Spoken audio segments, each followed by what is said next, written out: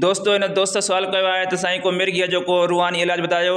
अदा मिर्गीअ जे लाइ 2 रूहानी इलाज आहिनि। नंबर 1 त सूरत शम्स इहा पढ़ी करे मिर्गीअ वारे जे कन में फूक ॾियो त इंशाअल्लाह मिर्गीअ जो मर्ज़ो ख़तमु थी वेंदो।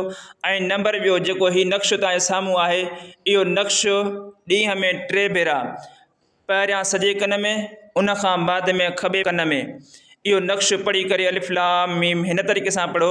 अलिफ लाम मीम स्वाद ता सीन मीम काफ हा या ऐन स्वाद यासीन वल क़ुरआनिल हकीम हामीम ऐन सीन काफ नून वल कलम वमा यस्तरून।